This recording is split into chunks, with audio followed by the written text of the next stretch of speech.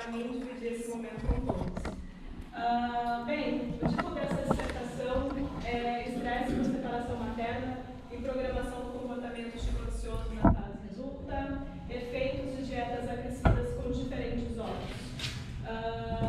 Eu, autora da dissertação, Regina Andressa Caetano de Souza, minha orientadora, professora doutora Carla Dalmas, e minha co-orientadora, Randriele de Lima, que está fazendo atualmente pós-doc no Canadá.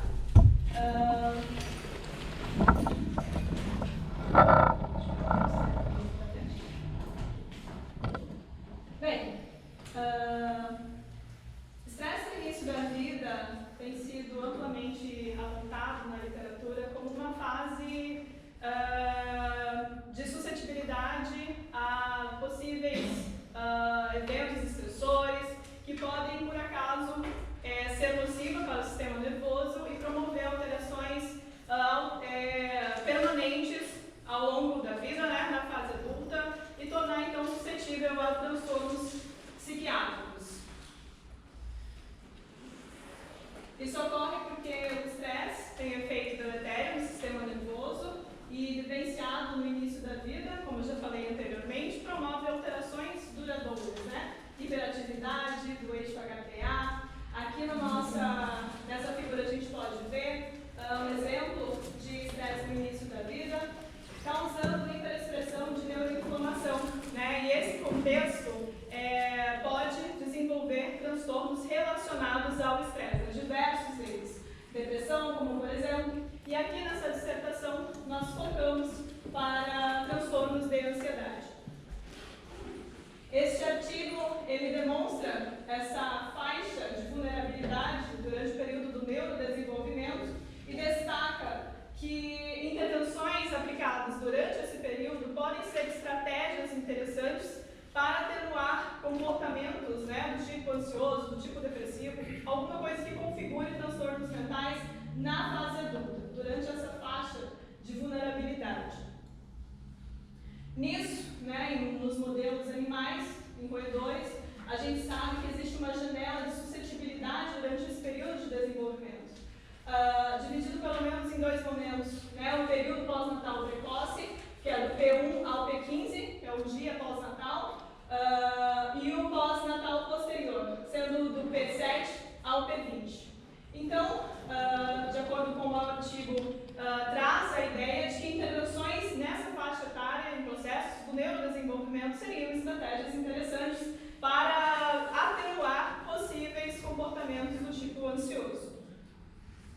Nisso, existe amplamente divulgado na literatura científica o modelo de separação materna, que é um modelo de indutor ao estresse, principalmente no que se refere, né, fazer uma translação para humanos, seria análogo à negligência, e consiste em um protocolo de afastar a mãe do filhote por algum período, variando em alguns protocolos de 3 a 6 horas.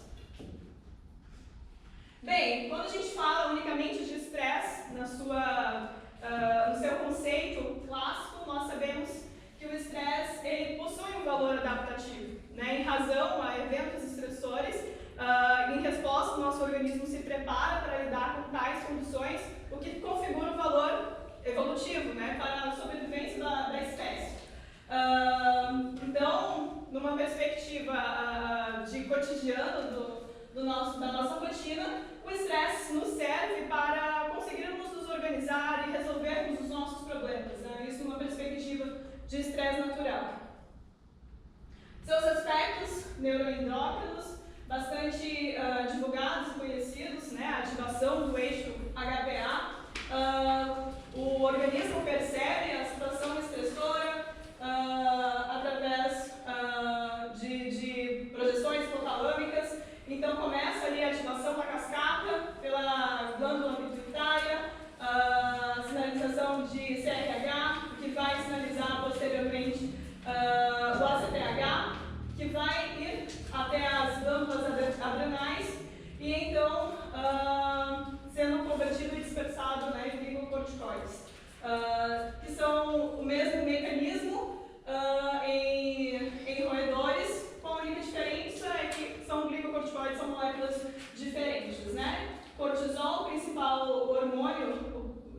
glicocorticoide em humanos e em roedores a corticosterona.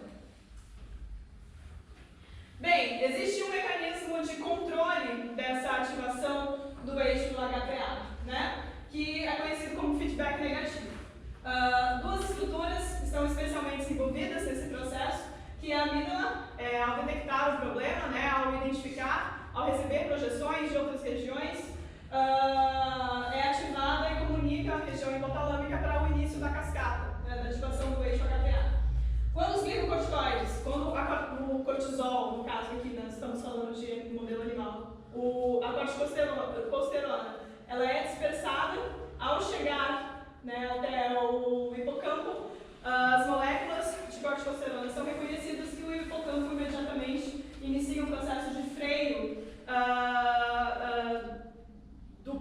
do processo do início da cascata do eixo HPA, tendo projeções para o hipotálamo para acessar a cascata. No processo onde existe uma hiperativação, uma exposição continuada ao estresse, existe um interrompimento, né, um mau funcionamento do hipocampo nesse processo de frear a atividade hipotalâmica. O hipocampo, de alguma forma, não consegue mais reconhecer as moléculas de corticosterona, de forma que não consegue frear, né? O feedback negativo ele não fica funcional, né?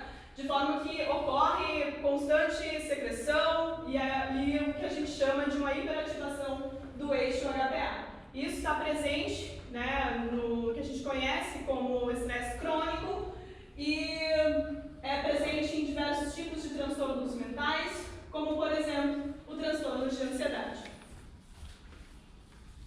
Numa perspectiva clínica, os transtornos de ansiedade, eles configuram medo e ansiedade excessivos, né, causando aí perturbações comportamentais relacionadas, sendo, portanto, o medo a resposta emocional a uma ameaça iminente ou real, real ou percebida, e a ansiedade sendo, portanto, a antecipação dessa ameaça futura.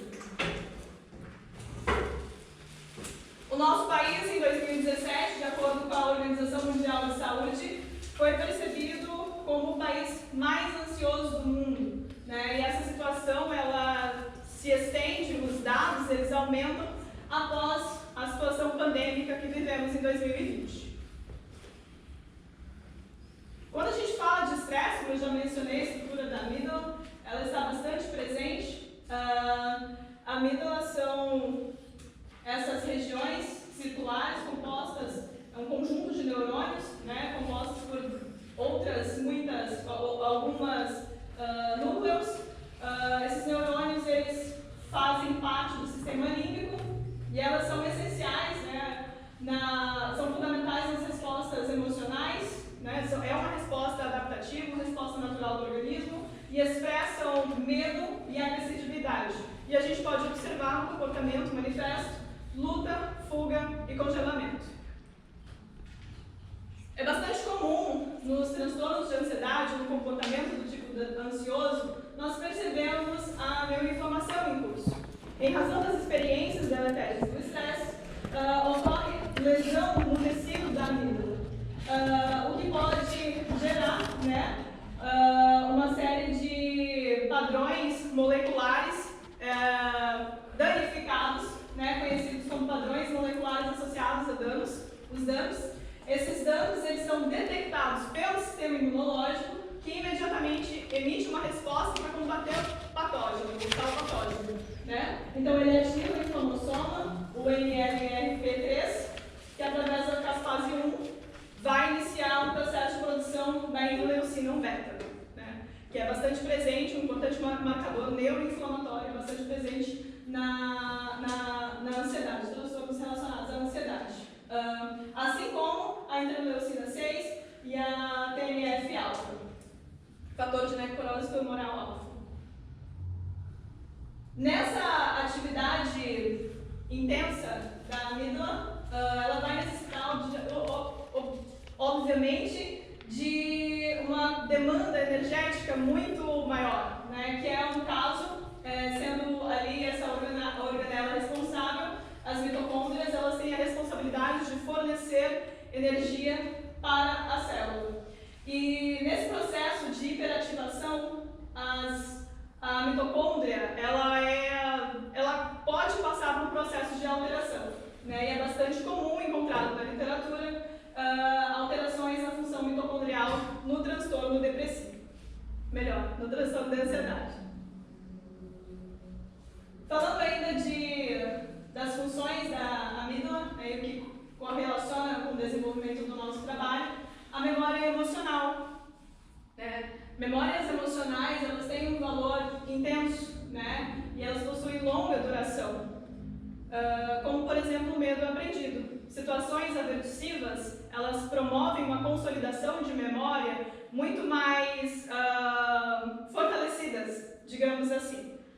Como, por exemplo, nesse estudo, eles trazem uma comparação entre dois grupos de crianças que eles acompanharam ao longo da vida. Nesse período inicial, as crianças ali, mostradas pela caixa em verde, elas tiveram cuidados emocionais adequados, ao passo que essas duas de baixo sofreram abuso e negligência. Ao longo do seu processo de vida, foi percebido que elas emitiam respostas emocionais positivas, ao passo que as demais já emitiam sintomas de estresse pós-traumático, sintomas depressivos, além de serem adultos mais violentos. Na fase adulta, ao vivenciarem outros traumas comuns da vida, né?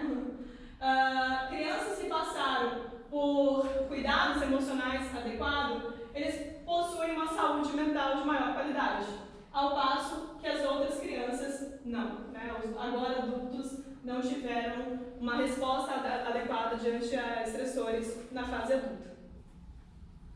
Nessa perspectiva, né, considerando todos os prejuízos que nós já falamos aqui, causados em razão do estresse, o ômega 3 ele se demonstra como um interessante veículo de tratamento, né, uma estratégia de intervenção para atenuar comportamento do tipo ansioso, em razão da sua composição, né, que ela parece ser anti-inflamatória. A literatura divulga como tendo aspectos anti-inflamatórios. E ali é possível observar estudos utilizando ele como estratégia dietética em diversos transtornos psiquiátricos, inclusive, que para nós é interessante, na ansiedade.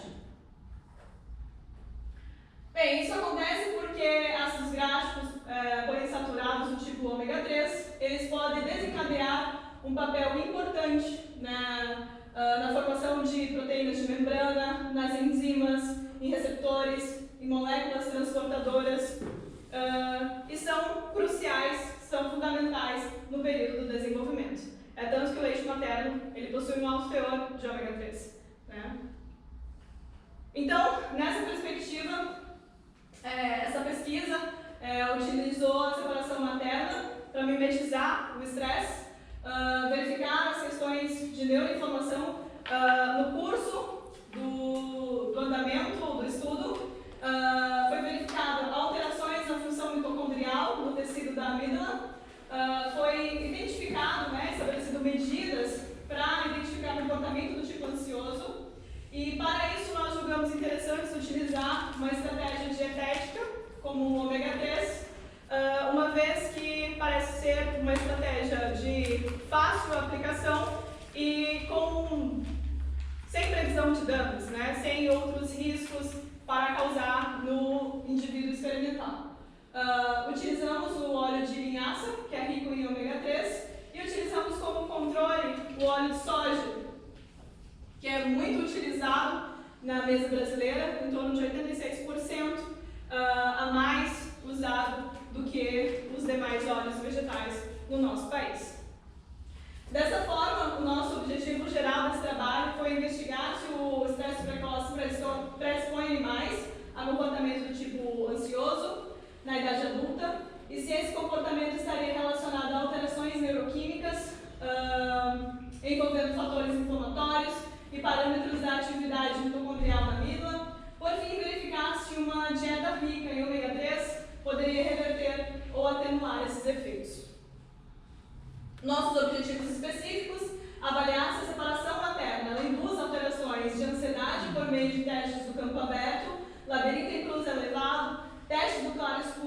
imunossupressão da alimentação pela novidade, analisar se a separação materna ela induz disfunção mitocondrial na amígdala, medindo massa e potencial mitocondrial, verificar se a separação materna induz neuroinflamação na amígdala, analisando marcadores neuroinflamatórios, como a interleucina 6, a 1-beta e a TNF-alfa, verificar se a separação materna afeta marcadores astrocytários, como por exemplo a GFAP, a SCB e a AGS, verificar se uma dieta rica em ômega 3, iniciada no pós-desmame, é capaz de reverter ou atenuar os efeitos encontrados e verificar se existe diferenças sexo-específicas. Nosso desenho experimental, então nós pegamos ratas gestantes e no dia do nascimento nós realizamos a padronização dessas ninhadas, dividimos entre os que seriam separação materna e os que seriam intactos. No dia 1, nossos animais começam a separação materna e prolongamos até o dia 10, com um período de aplicação, né, de 3 horas por dia. Após isso, os animais não são mais manipulados. No dia 21, onde inicia a introdução alimentar, nós separamos entre machos e fêmeas, realizamos a randomização, nós realizamos a divisão dos grupos em quem iria receber dieta, ômega 3 ou óleo de soja. Após isso, os animais continuam recebendo a dieta e aproximadamente no dia 71, nós iniciamos uma bateria de testes comportamentais a fim de identificar traços de comportamento do tipo ansioso. Permanecemos em torno até do dia 91. Nas nossas análises bioquímicas, no dia 92, os animais eles são eutanasiados. Então, nós realizamos uma medida de ciclometria de fluxo para avaliar a atividade mitocondrial, a função mitocondrial. Nós avaliamos a massa mitocondrial através de marcadores do MitoTracker Green e utilizamos também o potencial mitocondrial através do MitoTracker Red. E realizamos também a razão entre massa e potencial mitocondrial. Realizamos as medidas de neuroinflamação através do kit de ELISA para avaliar atividades das interleucinas 6, 1-beta e a TNF-alfa. E também utilizamos ELISA para avaliar a atividade dos astrócitos. A GS foi avaliada por determinação de proteínas e as outras também por ELISA, as outras proteínas marcadores de astrócitos. A nossa subdivisão de grupos, separados e intactos, subdivididos em óleo de soja e O3, divididos em machos e fêmeas. Como falei anteriormente, a aplicação do nosso modelo de indução ao estresse inicia no P1 e vai até o P10, né, consiste em afastar os filhotes da mãe por um período de 3 horas por dia, nessa janela de tempo de 10 dias. As mães elas permanecem com os filhotes no mesmo ambiente para que elas possam ouvir as vocalizações e sentir também o cheiro dos animais, mas não existe contato físico, né? E nesse período, os animais eles são colocados em uma incubadora a 32 graus Celsius. Os testes testísticos realizados nessa pesquisa, nós utilizamos a NOVA de 3 vias para separação de sexo, utilizamos o software SPSS, nós aplicamos pós-hoc de tucking. Para a confecção dos gráficos, nós utilizamos o software GraphPad, o Prisma versão 10, e o sequestral foi utilizado como uma covariável, e nós consideramos significância menor que 0,05. Preparo da ração, né? No P21 acontece o início da introdução alimentar. Nós utilizamos a nossa ração padrão para óleo de soja, ração farelada, comumente utilizada no laboratório, no biotério. Na ração intervenção, a mesma ração padrão farelada, porém acrescida de 1% em ômega 3. Ambas são mesocalóricas e com a mesma textura e conteúdo de gordura. No consumo, a gente consegue perceber algumas diferenças ao longo da vida dos animais. No eixo X a gente consegue perceber os dias de vida, no eixo Y o consumo por rato. A gente consegue perceber essas duas linhas, elas se dissolvam, são do grupo de separação materna, em machos. A gente consegue perceber que ômega 3 na fase da adolescência eles consumiam mais.